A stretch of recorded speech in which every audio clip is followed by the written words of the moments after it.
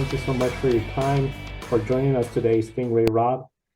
Overall, your rookie season, especially for a smaller team like yours, with the lack of funding compared to some of the bigger teams, is usually a bit of a challenge.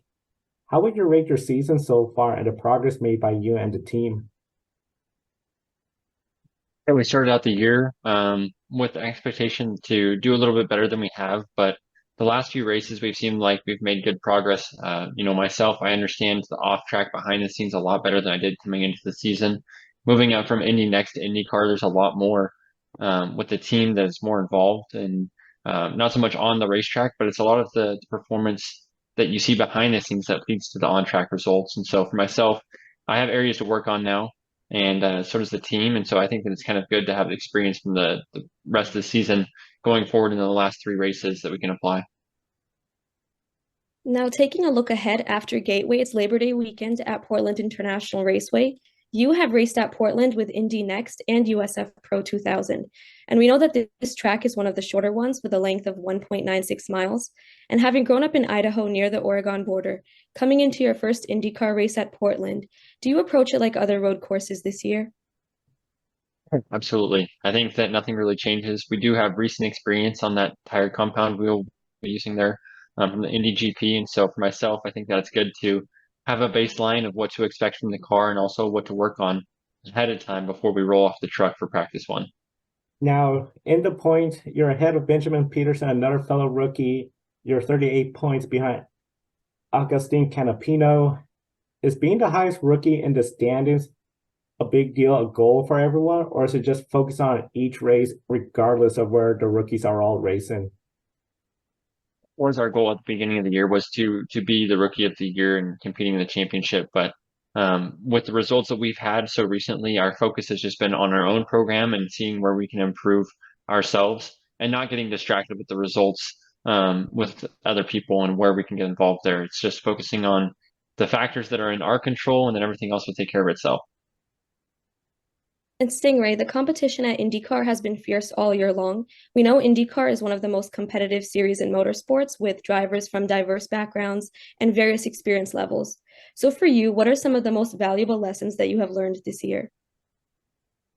One thing that I've definitely learned is how to take naps in between races. It's very good to get some time away from the racetrack and decompress and just recharge because it's a long season and it's very competitive, as you said. So it is challenging. And so without that rest period, it's hard to come back to the racetrack fresh and 100%. So for myself, that's been very important. I've also learned a lot about communication with the team and roles of leaders within the team and how that can affect a weekend, just because there's so much that's going on, so much that's happening that you have to have efficient communication in order to succeed.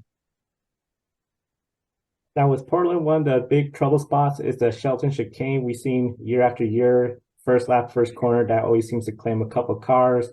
Last year was a pretty clean start. They moved the restart zone to the back. Is this one of the most challenging turn ones, lap one corners in IndyCar? And how do you approach it? And does it really matter on where you start as well? Turn one is very inviting because it's such a wide entry and it's kind of like cattle through the cattle chute. It just narrows right down to one lane for the second turn. So you always see drivers stack up nice and wide on the way in and there's nowhere to go. So that's why it's so rough. But for sure, I think it is one of the most difficult turn ones because of that. It's similar to the Indy GP road course there, just because it's such a wide entry into a narrow switchback.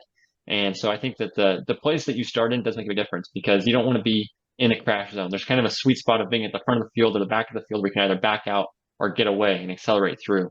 But if you're caught up in the mid pack, it can stack up a lot either in front of you or behind you, and you're kind of just boxed in as a driver. Now, we've seen teams decide between Laguna Seca and Portland for testing. In the last 2 years, the winner of the Portland race had tested in Portland. So is Portland a track where the smallest setup adjustments and information from testing can make a big difference? Absolutely. I think it's just like any other road course. There's a lot of nuances and different from other road courses. We're not able to do the simulator at Portland because the mapping there is so difficult to nail down as well as it's limited from the track side. So for us, we can't do a lot of uh, work ahead of time. There's a lot of time that is done at the track, and when it comes to the race weekend, there's not a lot of space to make big changes, make big philosophy changes to what the car is doing. And now taking a look at the rest of the season, we have Gateway, Portland, and then Laguna Seca to finish off the season. It all started back at St. Petersburg, Florida, back in March. And we know that there has been talk about adding more races and venues. So overall, how challenging is the IndyCar schedule for teams, drivers, and how will you remember your first season? Very challenging, especially for the crew members when you're going from race to race, weekend to weekend, and they have to turn the car around. I mean, the month of May alone, it's a lot of seat time and it's a lot of time working on the car. And so there's not a lot of space for error, and a lot of the engineers and mechanics that get burnt out just because it's nonstop and it's more than a 9 to 5. I mean, it really is a passionate job that you have to enjoy in order to be able to keep doing it. So, one thing that I'll say is that I'll remember the hard work that was put in by the team, and I'll remember all the late hours and the early mornings that they've spent putting a good product together and providing me with the best opportunity that they can to succeed.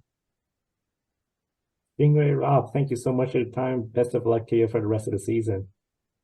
Thank you. Appreciate it. Thank you for watching right here on the Grid Network. Be sure to subscribe and follow us all week as we are going to be covering the BidNile.com Grand Prix of Portland right here on the Grid Network. Subscribe, hit the bell icon so you don't miss any of our coverage all week long. Plus, see some of our past videos, including Life on the Grid, where we interviewed people from the motorsports industry. Thank you for watching.